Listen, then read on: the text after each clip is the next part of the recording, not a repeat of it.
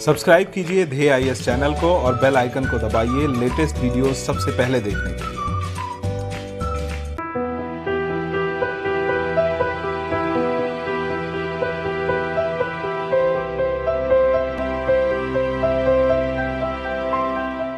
नमस्कार, मैं सुनील वर्मा ध्येय आईएएस टीम की ओर से आपका स्वागत करता हूं ध्येय टीवी पर। हम बात करेंगे डेली करंट अफेयर्स के अपने प्रोग्राम पर, जैसा कि हम प्रतिदिन करते आए हैं। आज के वीडियो में हम बात करेंगे दुनिया के सबसे बड़े व्यापार समझौते पर जो भारत के बिना हुआ है। पहले इस समझौते का हिस्सा भारत को भी बनना था, लेकिन पिछले साल नवंबर माह में भारत ने यह निर्णय लिया कि वह इस समझौते का हिस्सा नहीं बनेगा।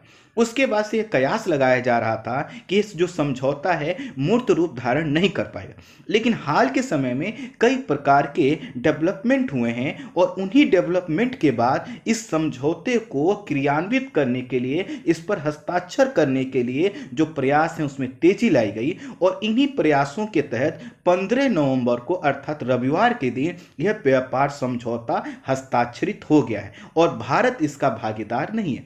तो समझने का प्रयास करेंगे कि आखिर यह दुनिया का सबसे बड़ा व्यापार समझौता है क्या, भारत पहले क्यों इसका सदस्य बनना चाहता था और क्यों इसका सदस्य नहीं बना। फिर समझेंगे कि जो समझौता हुआ है यह क्यों इतना महत्वपूर्ण है और क्यों भारत के संदर्भ में कहा जा रहा है कि भारत को यहां पर एक बार फिर से विचार करने की आवश्यकता है कि वह क्या करे, इस व्यापार समझौते का हिस्सा बने। आइए हम इसको थोड़ा समझने का प्रयास करते हैं एक मैप के माध्यम से। सबसे पहले आप अपने स्क्रीन पर जो नाम लिखे हैं इनको ध्यान से पढ़िए। अगर आपने इसको ध्यान से देखा तो आप समझ गए होंगे यह जो देश दिखाए गए हैं यह आसियान के देश हैं। आसियान के देशों ने एक समझौता किया था 1967 में और समझौता यह किया था कि आपसी व्यापार को बढ़ाएंगे। फिर क्या हुआ, आसियान के देशों ने कुछ अन्य देशों के साथ क्या किया, एफटीए साइन किया अर्थात मुक्त व्यापार समझौता साइन किया।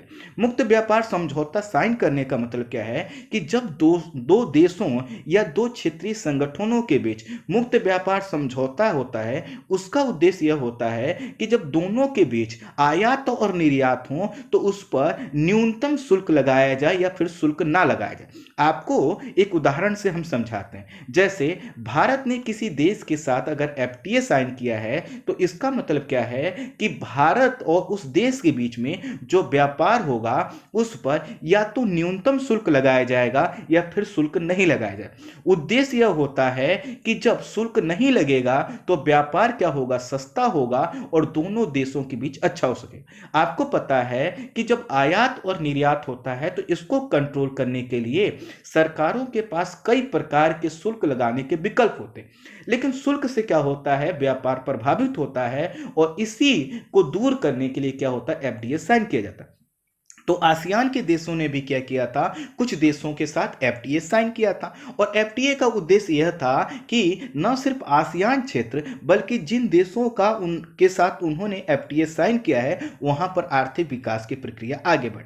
इसी के क्रम में अब जो समझौता हुआ है वह उसका जो स्वरूप है कुछ ऐसा दिखाई देगा, अर्थात जो पीले कलर का आपको क्षेत्र दिखाया गया है यही नए व्यापार समझौते का हिस्सा है। उत्तर से अगर देखेंगे तो Japan, south Korea, China, Myanmar, Laos होते हुए दक्षिण में अगर आप न्यूजीलैंड तक आएंगे तो ये जो नए समझौते के सदस्य या भागीदार हैं वो आपको दिखाई देंगे। तो ये हमने आपको ब्रीफ तरीके से समझाने का प्रयास किया। अब थोड़ा टेक्स्ट के माध्यम से एक एक पॉइंट देखते हुए आगे बढ़ते हैं। आसियान अर्थात association of south east Asian nation दक्षिण पूर्व एशियाई देशों का एक क्षेत्रीय संगठन है और इसकी जो स्थापना हुई थी वह हुई थी 1967 में और जो स्थापना हुई थी उसको बोला जाता है आसियान घोषणा पत्र। इसको बैंकॉक घोषणा पत्र के नाम से भी जाना जाता है और यह जो समझौता हुआ उद्देश्य यह था कि जो दक्षिण पूर्व एशिया के देश हैं ये क्या करेंगे, एक दूसरे की आर्थिक गतिविधियों को बढ़ावा देकर पूरे क्षेत्र की समृद्धि और शांतिपूर्ण विकास के लिए एक दूसरे का सहयोग करेंगे, जिससे न सिर्फ सामाजिक प्रगति हो सके बल्कि सांस्कृतिक विकास में भी तेजी ला सके। कृषि, उद्योग, व्यापार और जो परिवहन संचार के जितने विकल्प हो सकते हैं सभी में इन देशों का सहयोग करना था। और सहयोग करके क्या करना था, एक विकास की ऐसी प्रक्रिया अपनानी थी जिससे तेजी से विकास हो सके और मानवीय विकास क्या हो सके, अपनी सर्वोच्चता हासिल कर सके। आसियान में यह जो समझौता हुआ तो उन्होंने सोचा कि हम आपस में तो इस प्रकार का व्यापार करेंगे ही, लेकिन जो अलग दुनिया है अर्थात इन देशों से बाहर के जो देश हैं उनके साथ भी हमें व्यापार बढ़ाना हो। और इसी के तहत क्या किया, आसियान राष्ट्रों ने 6 भागीदारों के साथ मुक्त व्यापार समझौता किया। तो आसियान पहले 10 देशों का ग्रुप था और इसके राष्ट्रों ने 6 भागीदारों के साथ मुक्त व्यापार समझौता किया। और उद्देश्य यह था कि न सिर्फ आसियान का बल्कि इस पूरे क्षेत्र का क्या किया जाए, आर्थिक विकास तेजी से किया जाए। तो आइए समझते हैं कि आसियान के देश कौन से हैं और किन देशों के साथ इनका एफडीए साइन हुआ। तो आसियान के जो सदस्य देश हैं, पहला Indonesia, Malaysia, Philippines, Singapore, Thailand, Brunei, Vietnam, Laos, Myanmar, Cambodia. और इन देशों का जिन राष्ट्रों के साथ एफटीए साइन है अर्थात फ्री ट्रेड एग्रीमेंट साइन है, मुक्त व्यापार समझौता हस्ताक्षर हुआ है, उसमें पहला नाम आता है भारत का। तो भारत के साथ जो एफटीए है उसको बोला जाता है ASEAN India free trade agreement और उसका शॉर्ट फॉर्म लिखा हुआ है। दूसरा जो देश है वह है पीपल्स रिपब्लिक ऑफ चाइना और इसको बोला जाता है ASEAN China free trade agreement. जो तीसरा देश है जिसके साथ आसियान राष्ट्रों का एफटीए है वह है कोरिया गणराज्य और इसको बोला जाता है ASEAN Korea free trade agreement. चौथा है जापान, पांचवा और छठवें हैं ऑस्ट्रेलिया और न्यूजीलैंड और ऑस्ट्रेलिया और न्यूजीलैंड को शॉर्ट में बोला जाता है जो आपके स्क्रीन पर लिखा हुआ है। तो उद्देश्य क्या था, उद्देश्य यह था कि आसियान देश यह चाहते थे कि उनके जो एफटीए भागीदार हैं उनके मध्य में क्या हो और भी व्यापार बढ़े। तो व्यापार बढ़ाने के लिए सबसे पहले उन्होंने एफटीए साइन कर लिया। जब एफटीए साइन कर लिया तो क्या होता था, आसियान का जो देशों का शिखर सम्मेलन होता था और उसमें होता था ये जो 6 देश थे इनके राष्ट्र प्रमुखों को भी बुलाया जाता था। तो हुआ क्या, आसियान राष्ट्रों और इसके एफटीए भागीदारों के मध्य एक आधुनिक, व्यापक, उच्च गुणवत्तापूर्ण तथा पारस्परिक रूप से लाभकारी एक समझौता करने की पहल नवंबर 2012 में 21वें आसियान शिखर सम्मेलन के दौरान प्रारंभ की गई। अर्थात जो नवंबर 2012 का समय है उस समय क्या हुआ, जब 21वां आसियान शिखर सम्मेलन का आयोजन हुआ तो कहा गया कि जो यह आसियान राष्ट्रों ने 6 देशों के साथ अलग अलग तरह से समझौते कर रखे हैं, क्यों ना सभी को मिलाकर एक समझौता किया जाए।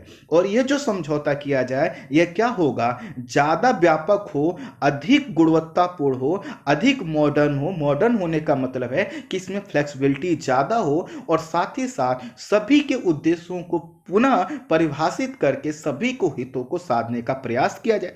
तो कुल मिलाकर इन्होंने क्या किया, नवंबर 2012 में 21वें आसियान शिखर सम्मेलन के दौरान उन्होंने कहा कि हमें एक नया समझौता मिलजुल कर करना चाहिए और वो जो समझौता था उसका नाम दिया गया जो है कि क्षेत्रीय व्यापक आर्थिक भागीदारी, इंग्लिश में इसको बोलते हैं RCEP अर्थात रीजनल कॉम्प्रिहेंसिव इकोनॉमिक पार्टनरशिप। तो जो रीजनल कॉम्प्रिहेंसिव इकोनॉमिक पार्टनरशिप का मतलब क्या है कि एक क्षेत्रीय समझौता होगा लेकिन बहुत ज्यादा कॉम्प्रिहेंसिव होगा और किस टाइप का होगा, इकोनॉमिक होगा और क्या करेगा, यह पार्टनरशिप को बढ़ाने का प्रयास करेगा। अर्थात जो मैंने आपको येलो कलर का मैप दिखाया जिसमें मैंने आपको देशों को दिखाया वो सभी देशों को मिलाकर यह कहा गया कि सभी देश एक नया समझौता करते हैं। उद्देश्य क्या होगा, कॉम्प्रिहेंसिव इकोनॉमिक पार्टनरशिप को बढ़ाना। और भारत को भी क्या करना था, इसका सदस्य बनना था। अर्थात 2012 से ही प्रयास किया जा रहा था कि भारत भी इसका सदस्य बने, लेकिन भारत ने पिछले साल मना कर दिया था। आगे बताएंगे क्यों किया था। प्रश्न आएगा कि आरसीईपी है क्या। तो आरसीईपी कुछ देशों का एक समूह है और यह देश कौन से हैं? यह देश हैं 10 आसियान के देश और इसके अलावा ऑस्ट्रेलिया, चीन, जापान, दक्षिण कोरिया और न्यूजीलैंड, और भारत को भी इसका भाग बनना था, अर्थात 16 देशों को मिलाकर समझौता होना था। लेकिन भारत इसका जब सदस्य नहीं बना तो कितने देश बचेंगे? 15 देश, जो कि आपके स्क्रीन पर लिखे हैं। इनके बीच में एक मुक्त व्यापार समझौता किए जाने का प्रयास पिछले 8 सालों से किया जा रहा था, जो अब हो गया है और भारत इसमें शामिल नहीं है। इस समझौते के बाद इन देशों के बीच बिना आयात शुल्क दिए व्यापार किया जा सकेगा। व्यापार इसलिए किया जा सकेगा क्योंकि ये सभी देश क्या कर रहे हैं, एक नए तरीका का जो है कि समझौता कर रहे हैं, जिसमें एफटीए के जो मूल्य होते हैं, एफटीए के जो प्रावधान होते हैं, उनको लागू किया जाएगा। इस मेगा मुक्त व्यापार समझौते में वस्तुओं, सेवाओं, निवेश और आर्थिक और तकनीकी सहयोग के साथ साथ प्रतिस्पर्धा और बौद्धिक संपदा अधिकारों से जुड़े मुद्दे शामिल किए गए। अर्थात यह जो समझौता है न सिर्फ वस्तुओं के व्यापार से संबंधित है, बल्कि सेवा का भी व्यापार इसमें शामिल किया गया है। निवेश से संबंधित प्रावधान भी रखे गए हैं। आर्थिक और तकनीकी सहयोग किस तरह से लिया और दिया जा सकता है, इसके भी प्रावधान किए गए हैं। प्रतिस्पर्धा कैसे बढ़ाई जा सकती है और जो इंटेलेक्चुअल प्रॉपर्टी का महत्व होता है उसको कैसे संरक्षित और बढ़ावा दिया जा सकता है, वो भी इस समझौते का हिस्सा है। कितना महत्वपूर्ण है आरसीईपी, ये थोड़ा समझिए। आरसीईपी दुनिया का सबसे बड़ा आर्थिक समूह है और वैश्विक अर्थव्यवस्था में करीब 50% की हिस्सेदारी रखता है। भारत के शामिल ना होने से यह आंकड़ा जरूर थोड़ा सा कम होगा, लेकिन फिर भी लगभग 40% से लेकर 45% तक का इसका हिस्सा आएगा। अर्थात पूरी वैश्विक अर्थव्यवस्था का लगभग 40% इसके अंतर्गत आएगा। अब यह जो समझौता है, यह अगर सही से चल पाया तो वर्ष 2050 तक आरसीईपी के सदस्य देशों का जो सकल घरेलू उत्पाद है वह 200 से लेकर 250 ट्रिलियन अमेरिकी डॉलर तक बढ़ने की संभावना है। 200 से लेकर 250 ट्रिलियन अमेरिकी डॉलर, आप समझ सकते हैं कितना बड़ा। प्रश्न है कि अगर भारत इसमें शामिल होता तो भारत को क्या क्या फायदा हो सकता था आरसीईपी में शामिल होना। तो सबसे पहला तो यह होता कि भारत जो देश है, इन सभी देशों पर क्या होता, इन सभी देशों के साथ व्यापार का एक यूनिक जो है कि समझौता मिल पाता और सभी के साथ क्या करता, वह बहुत महत्वपूर्ण तरीके से अपनी जो योजनाएं हैं, अपने जो वस्तुएं हैं, उनको बेच सकता था। अर्थात जैसे हमने कहा कि आत्मनिर्भर भारत या मेक इन इंडिया के जो हमारे प्रोग्राम थे, जो हमारे यहाँ के गुड्स और सर्विसेज थे, उनका हम क्या कर सकते थे, एक्सपोर्ट कर सकते। इससे भारत के वस्तु व्यापार में क्या होती, वृद्धि होती। भारत को आसियान देशों का बाजार मिल सकता था, जो कि बिना इसका सदस्य हुए नहीं मिल पाएगा या कम मिल पाएगा। समझौता होने के बाद चीन, जापान और दक्षिण कोरिया से भारत में आने वाला निवेश भी क्या होता, बढ़ जाता। जैसे कि इस समय हम प्रयास कर रहे हैं कि भारत में अधिक से अधिक निवेश आए। जब हम इसमें शामिल होते तो क्या होता, अधिक निवेश आ सकता था। सेवा क्षेत्र में भी भारत के निर्यात में वृद्धि हो सकती थी। अर्थात हमारे यहाँ जो स्किल्ड लेबर हैं, उनको हम क्या कर सकते थे, एक्सपोर्ट कर सकते थे, और वह क्या कर सकते, रेमिटेंस के माध्यम से हमें बहुत बड़ी जो है कि आर्थिक सहयोग और राशि दे सकते थे। इस समझौते से बाहर होने के बाद भारत क्या होगा, वैश्विक मूल्य श्रृंखला अर्थात ग्लोबल वैल्यू चेन्स के लाभों से क्या हो सकता है, दूर हो सकता है। पूर्वोत्तर भारत के जरिए व्यापार में वृद्धि से पूर्वोत्तर के राज्यों के आर्थिक विकास में भी मदद मिल सकती थी, क्योंकि मैंने जो आपको दिखाया म्यांमार भी इसका क्या सदस्य देश है। तो पूर्वोत्तर भारत से म्यांमार और आरसीईपी के सदस्य देशों के बीच व्यापार को बढ़ावा देना आसान होता। इससे क्या होता कि जो पूर्वोत्तर भारत आर्थिक विकास की प्रक्रिया में बहुत लाभ नहीं ले पाया है, वो भी क्या होता, तेजी से आगे बढ़ता। फिर प्रश्न आएगा कि नुकसान क्या था आरसीईपी से, क्यों भारत से। तो मौजूदा वक्त में सेवा क्षेत्र के लिहाज से भारत की स्थिति काफी मजबूत है, लेकिन दिक्कत यह है कि आरसीईपी में वस्तुओं की तुलना में सेवा के जो व्यापार है उसमें ज्यादा छूट नहीं दी जा रही थी। भारत बार बार यह कह रहा था कि जिस प्रकार हम वस्तुओं के जो है कि व्यापार को प्राथमिकता दे रहे हैं, सेवा के व्यापार को भी प्राथमिकता दे, क्योंकि भारत में सेवाओं का व्यापार करना आसान है। वस्तुओं का जो हम प्रोडक्शन कम कर पाते हैं, तो सेवा तो हमारे पास ऑलरेडी है, स्किल्ड लेबर है, तो उसको भी उसी तरह से प्राथमिकता दी जाए। लेकिन ऐसा नहीं हुआ और इसके वजह से अगर सिर्फ वस्तुओं के व्यापार के पॉइंट ऑफ व्यू से भारत इसमें शामिल होता तो उसको उतना फायदा नहीं मिल पाता। यह भी एक कारण।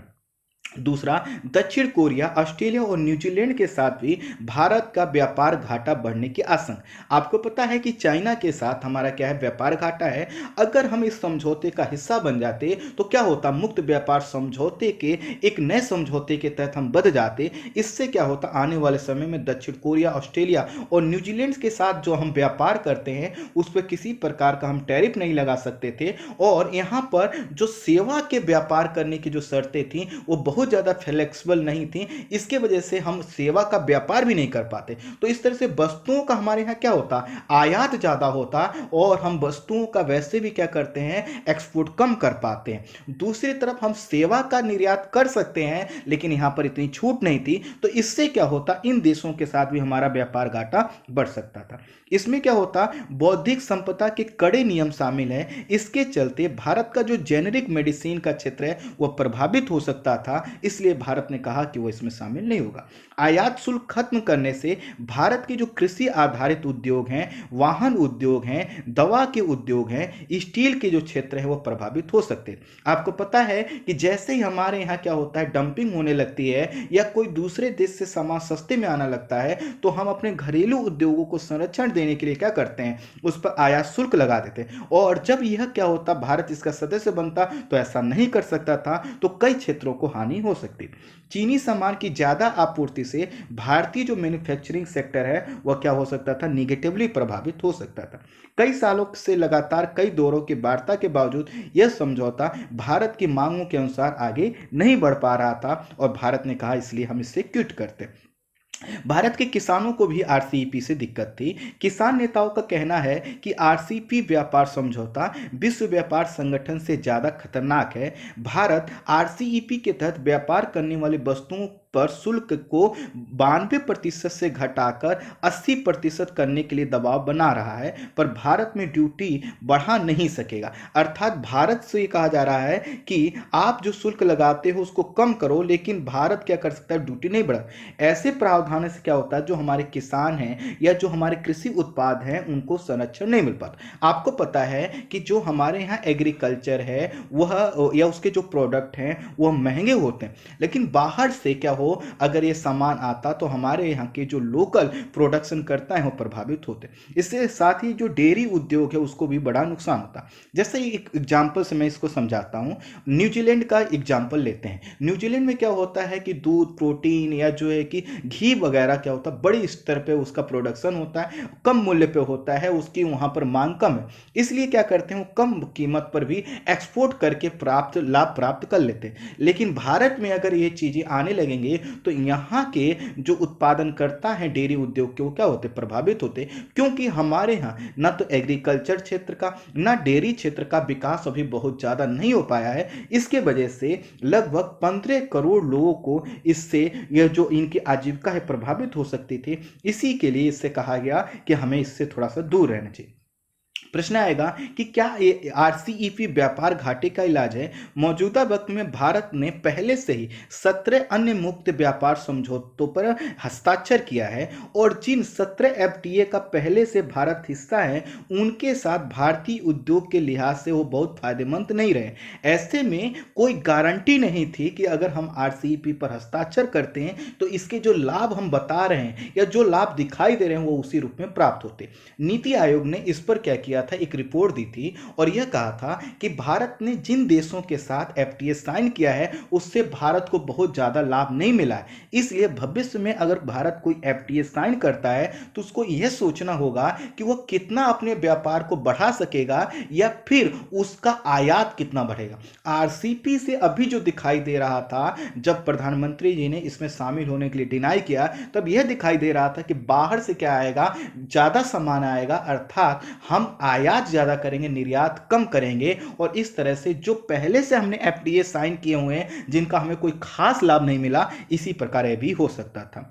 आरसीईपी के 16 वार्ताकारों में से केवल भारत और चीन के बीच द्विपक्षीय व्यापार समझौता नहीं है। चीन के साथ आरटीए ना होने पर भी व्यापार घाटा अधिक है। कुल मिलाकर भारत के साथ जो अन्य जो देश जुड़ते उनके साथ बहुत ज्यादा कुछ लाभ नहीं मिल सकता था। जैसा कि हुआ क्या, पिछले साल नवंबर में बैंकॉक में इसी को लेकर क्षेत्रीय व्यापक आर्थिक भागीदारी यानी आरसीईपी की शिखर बैठक का आयोजन किया गया।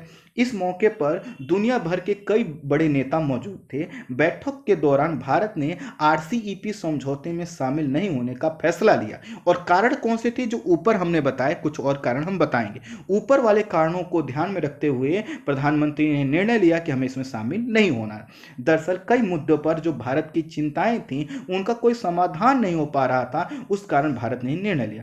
भारत के इस फैसले का ऐलान प्रधानमंत्री नरेंद्र मोदी द्वारा आरसीईपी की शिखर बैठक में उनके संबोधन के दौरान किया गया था। तो उस समय क्या कहा था माननीय प्रधानमंत्री ने, उसको थोड़ा समझिए। प्रधानमंत्री मोदी ने बताया कि समझौते की जो मौजूदा रूपरेखा है वह क्या करती है, जो उसके जो सिद्धांत हैं वह जो एक किसी व्यापार समझौते की मूल भावना का हिस्सा होना चाहिए उसके अनुरूप नहीं है। उनका कहना था कि इस समझौते से भारत से संबंधित जो मुद्दा और चिंताएं हैं उनका कोई संतोषजनक समाधान नहीं निकला। अर्थात जो ऊपर हमारी चिंताएं हैं उनको कहीं ना कहीं कंसीडर किया जाना चाहिए था, लेकिन नहीं किया जा रहा था। और जब नहीं किया जा रहा था तो उसका मतलब क्या है कि जो व्यापार होता है वह अच्छी म्यूचुअल अंडरस्टैंडिंग और दोनों के प्रॉफिट के हिसाब से होता है, ऐसा नहीं दिखाई दे रहा था। इसीलिए माननीय प्रधानमंत्री ने कहा कि इस पर हस्ताक्षर करना संभव नहीं। प्रधानमंत्री ने आगे ये भी कहा कि भारत अधिक क्षेत्रीय एकजुटता के साथ साथ अधिक मुक्त व्यापार और नियम आधारित अंतर्राष्ट्रीय व्यापार का व्यवस्था का पक्षधर है, लेकिन आरसीईपी का जो मौजूदा स्ट्रक्चर है वह उससे खुश नहीं थे। तो क्या चिंताएं हैं आखिर भारत की? ऊपर तो हमने बताया कि किस कारण शामिल नहीं हुआ, तो दरअसल है क्या कि भारत की कई चिंताएं, जैसे इससे क्या होगा, आयात में वृद्धि होगी और आयात में जब वृद्धि होगी तो भारत के पास ये विकल्प भी नहीं होगा कि वह आयात में वृद्धि को रोक सके, क्योंकि उससे सुरक्षा के जो प्रावधान है वह क्या है, टैरिफ बढ़ा देना, कई प्रकार के शुल्क लगा देना। उनसे भारत क्या होगा, वह उनसे नहीं लगा पाएगा, अर्थात भारत के हाथ क्या होंगे, बदल जाएंगे। इसके साथ एक बड़ा चुनौती ये भी थी कि चीन के साथ, चूंकि इस पूरे समूह में चीन के सबसे बड़ा जो है कि व्यापारिक जो है कि देश है, वह क्या करेगा, इसके साथ हमारा जो व्यापारिक घाटा वो बढ़ जाए।